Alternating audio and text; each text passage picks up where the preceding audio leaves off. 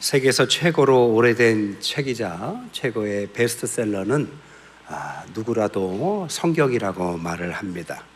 하지만 성경을 어떻게 읽느냐에 따라서 의미가 전혀 달라지죠.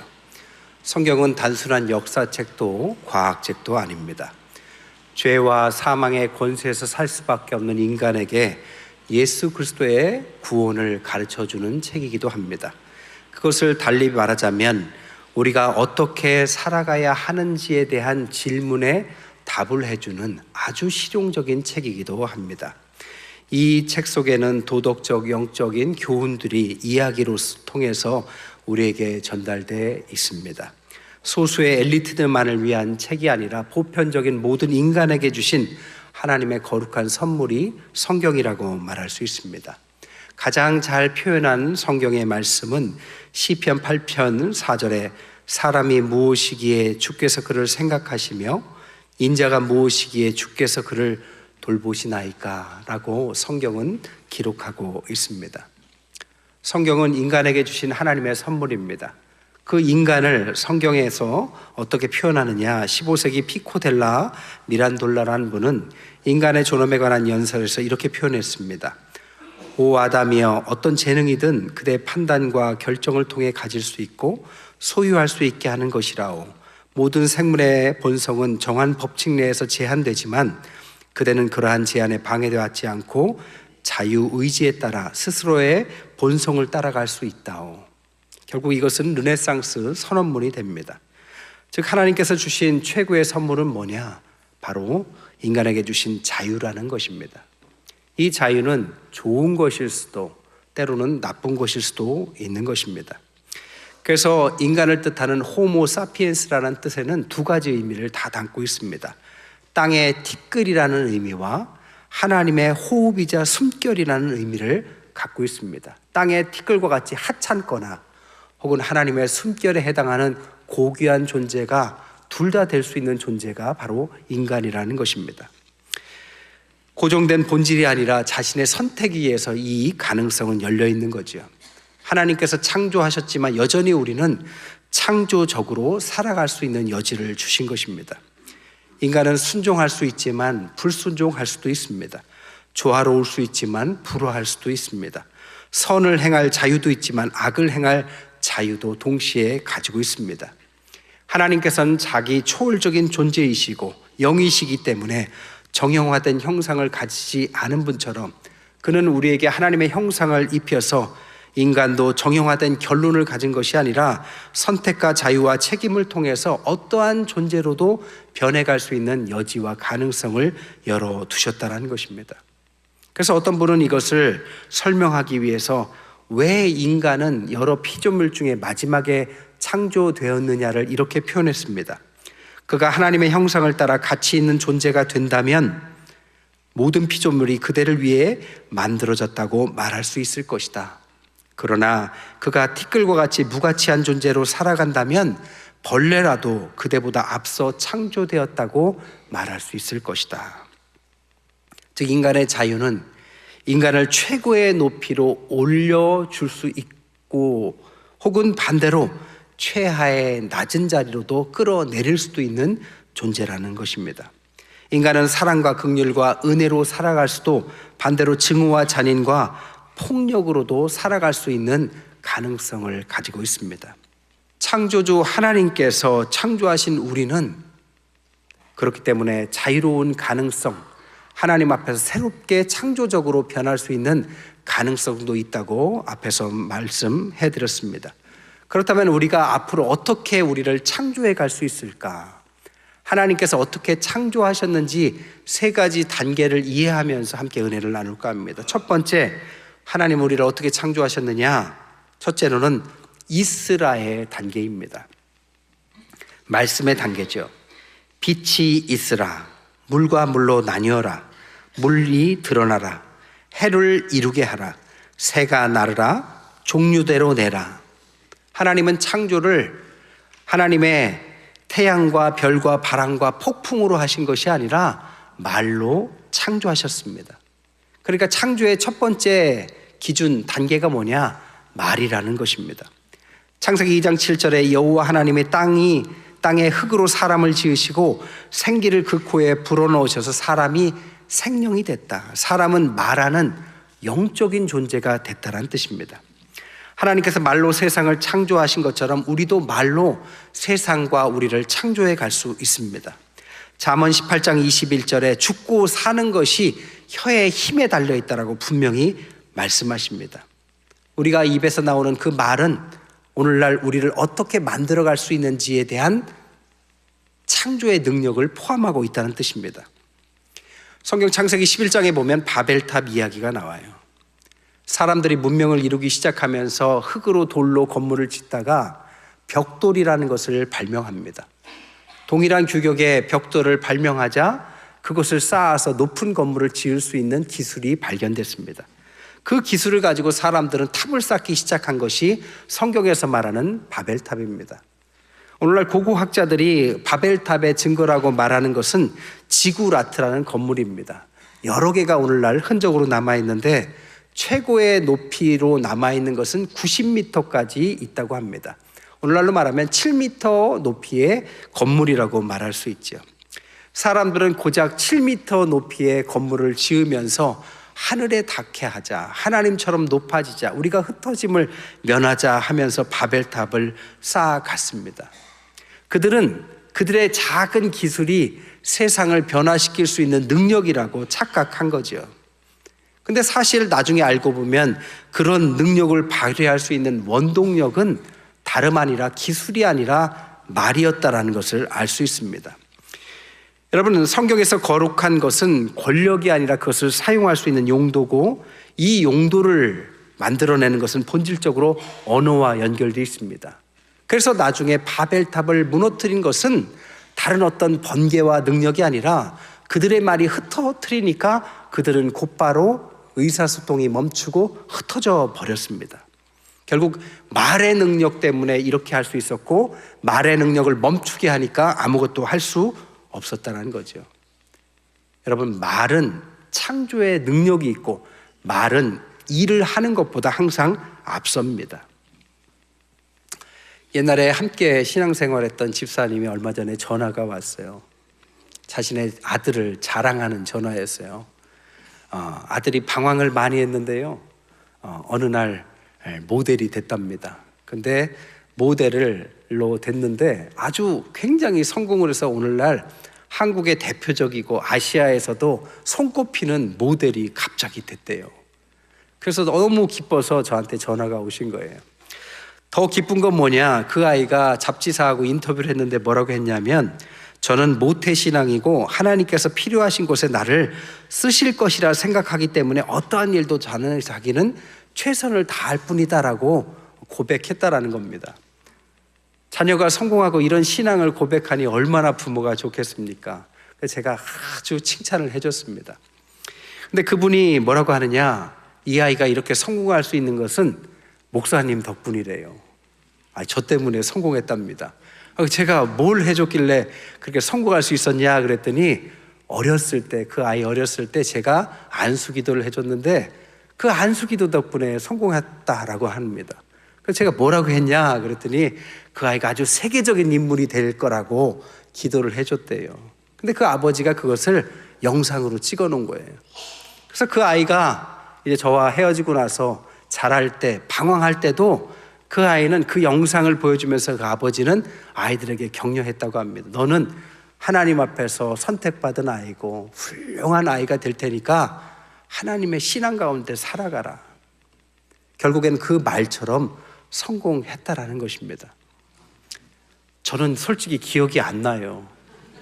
그런데 저는 하나님의 말씀을 빗대어서 그에게 창조의 능력을 불어넣은 거죠. 근데 부모가 그것을 잘 기억하고 아이에게 힘들 때마다 그 말을 불어넣어 줬습니다. 창조의 능력은 살아있는 것입니다. 하나님의 말씀으로 창조의 능력이 이 인간에게 임할 때 그 능력은 사라지지 않습니다. 저는 기억하지 못할지라도 하나님은 기억하셨고 그 말의 능력으로 그 아이를 일으켜 세웠던 거죠. 기도는 말이고 말을 통해서 사람은 세워지는 것입니다. 요즘 새벽 예배에서 사도행전 후반부를 다루고 있어요. 사도행전 후반부를 한마디로 말하자면 하나님의 약속과 바울의 의지의 결합이다라고 말할 수 있습니다. 하나님은 약속을 주셨어요. 뭐라고 약속하셨느냐? 이방인을 위해서 택한 나의 그릇이다. 그리고 네가 가이사 앞에 서야 할 것이다. 사도 바울에게 그렇게 말씀하셨습니다. 근데 사도 바울은 그것을 하나님의 능력이자 약속으로 받아들입니다.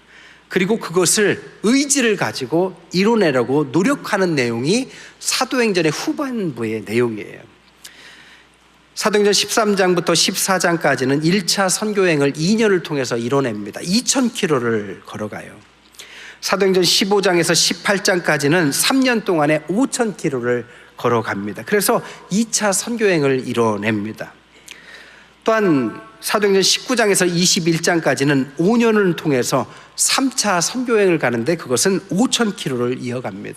즉 10,000km 이상의 그 힘든 여정을 하나님은 의지를 가지고 하나님의 약속을 따라서 이것을 선교하는 거죠. 유럽을 3번이나 동시몬을 그려가면서 이 일을 합니다. 그리고 로마의 가이사 앞에 가야 하리라는 약속은 결국에는 성취됩니다. 사도행전 28장의 마지막에 이렇게 끝이 나요. 바울이 2년간 셋집에 머물면서 오는 사람을 다 영접하고 하나님의 나라를 전파하였다. 주 예수 그리스도를 담대히 전파하였다. 의지가 있었어요. 하나님의 약속이 있었기 때문에 의지를 갖고 했습니다. 근데 의지만 있다고 쉽게 한 것은 아니에요. 쉬운 일은 아니었습니다. 사도 바울이 그것을 얼마나 어렵게 했느냐, 고린도후서 11장 23절부터 27절에 보면 사도 바울이 얼마나 이것을 어렵게 했는지 보여줍니다. 내가 수고를 넘치도록 하고 옥에 갇히기도 하고 더 많이 하고 매도 수없이 맞고 여러 번 죽을 뻔했고 유대인에게 40에 하나 감한매를 5번 맞고 3번 태장으로 맞고 1번 돌로 맞고 3번 파선하고 일주야를 기품에서 지냈고 여러 번 여행에 강의 위험, 강도의 위험, 동족의 위험, 이방인의 위험, 신의 위험, 광야의 위험, 바다의 위험, 거짓 형제들의 위험을 당하고 수고하고 애쓰고 여러 번 자지 못하고 줄이고 목마르고 굶고 춥고 헐벗었다. 하지만 사도 바울은 의지를 가지고 하나님의 약속을 성취해낸 것입니다. 여러분, 하나님의 약속을, 창조적인 하나님의 약속을 입으로 고백한다면 그 다음 필요한 것은 약속을 믿고 실행하는 것입니다. 쉽지 않아요. 십자가를 져야 합니다. 고통스럽습니다. 하지만 그것이 우리가 그냥 노력한다고 된다라는 단순한 논리는 아닙니다. 하나님 앞에 사도 바울이 그 약속을 믿고 갈 때 하나님은 기적을 주셨고 특별한 만남을 주셨고 길을 여셨고 마술사를 변하게 시키셨고 죽은 자를 일으키고 뱀에 물려도 죽지 않는 놀라운 능력으로 함께 하시면서 하나님의 약속을 성취시켜 가더라는 것입니다. 우리도 그래서 두 번째 창조의 능력은 하나님 앞에서 약속을 믿고 가라는 것입니다. 실행하라는 것입니다. 의지를 가지라는 것입니다. 마지막 3번째 단계가 뭐냐? 가장 중요한 단계는 보시기에 좋았다라는 것입니다. 보시기에 좋았다라는 것은 쉬우면서도 가장 어려운 단계예요. 보시기에 좋다라는 토부라는 단어는 창세기 1장에 7번이나 쓰여 있습니다.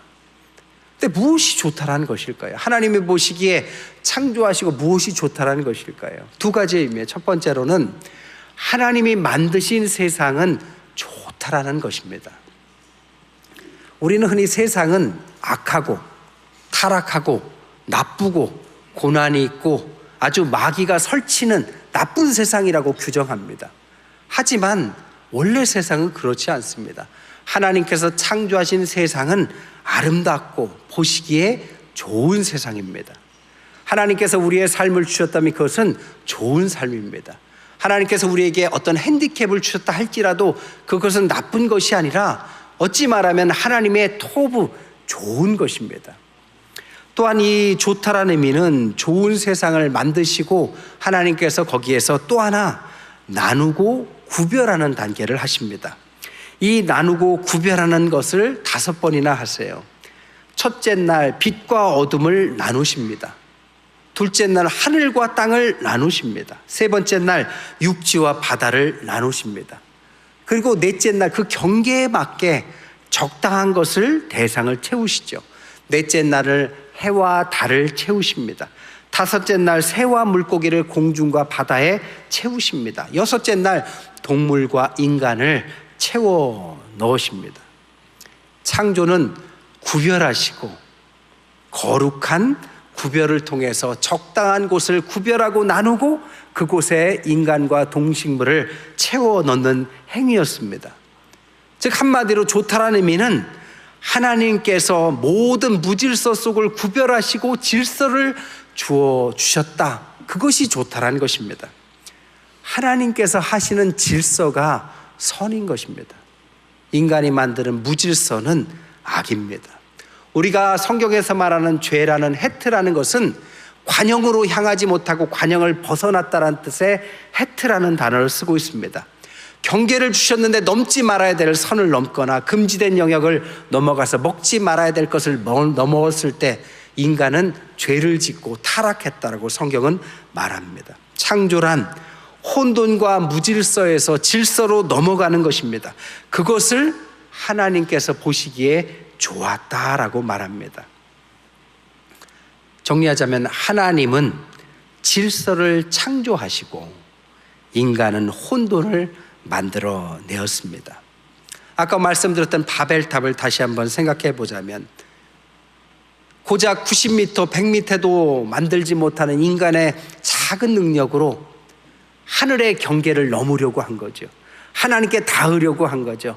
인간과 하나님의 그 경계를 넘어서서 하나님께로 나아가자라고 교만하게 행동한 것입니다. 그때 하나님께서 이것을 어떻게 하셨느냐? 하늘에서 보셨다가 아니라 하나님께서 그것을 보시려고 땅에 내려오셨다라고 원어에는 나와 있습니다. 얼마나 작게 만들었는지 하늘처럼 닿는다고 만들었는데 보이지 않아서 하늘에서 내려오십니다. 봤더니 별것도 아니에요. 그래서 웃으셨다라는 표현도 있습니다. 여러분, 인간이 인간 이상으로 되려고 할 때 그들은 재빨리 인간 이하가 된다라는 말이 있습니다. 여러분, 하나님이 하나님이시고 사람이 사람이어야만 그 경계를 가지고 있어야만 세상은 하나님이 창조하신 보시기에 좋은 세상이 되는 것입니다. 역사적으로 사람은 이것을 계속 넘으려고 해요. 소수를 위해서 다수를 희생시키려고 했거나 다수를 위해서 소수를 희생시키려는 제도를 인간은 많이 만들어냈습니다. 소수를 위해서 다수를 희생시킨 제도를 봉건제라고 말하죠. 반대로 다수를 위해서 소수를 희생시키는 제도를 전체주의라고 말합니다. 그러나 어느 것 하나 유토피아를 만들지 못하고 인간이 인간을 지배하거나 폭력을 써서 사람들을 살해하기를 반복했습니다. 인간이 억제할 수 없는 권력과 정의 없는 권세로 치닫게 되는 교만을 꺾는 것이 뭐냐? 하나님은 하나님 되시고 인간이 인간 되는 하나님이 주신 질서를 넘지 않는 것입니다. 그것은 우리를 위해서 주신 하나님의 질서입니다.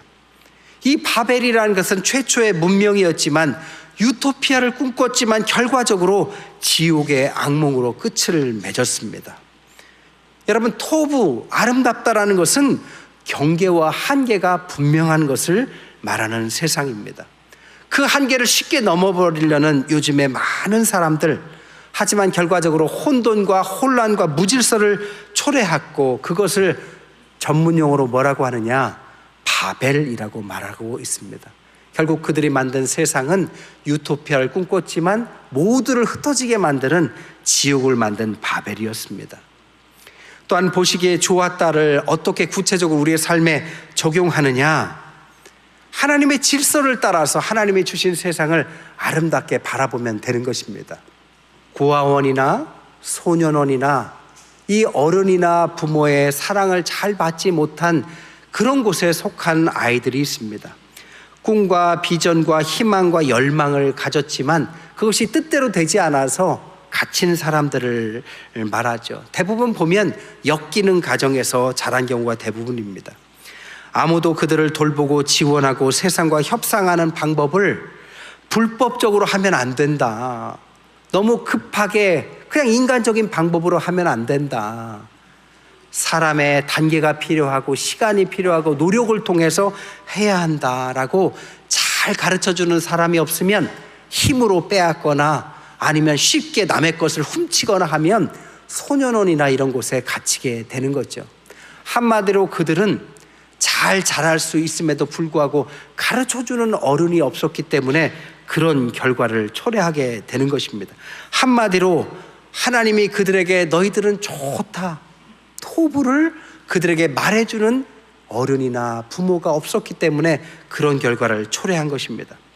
여러분, 우리에게 세상은 아름답고 하나님께서 아름다운 세상으로 주셨다라고 말하는 것은 가장 쉬워 보이지만 가장 어려운 우리에게 주시는 토부, 좋다라는 창조의 완성의 과정입니다. 여러분, 토부라는 것은 바로 이것입니다. 하나님이 보시기에 좋았다라고 성경은 분명히 말해요. 그런데 우리의 삶은 여전히 절벽과 같은 어려움이 있고 우리가 피해갈 수 없을 것 같고 우리는 도저히 감내할 수 없는 어려움이 인식됩니다. 그런데 그것을 극복하고 갈 수 있는 힘은 어디서 나오느냐? 바로 우리를 바라보시며 손을 뻗으시는 하나님의 토부, 너를 사랑한다, 힘을 내, 내가 너와 함께 있다.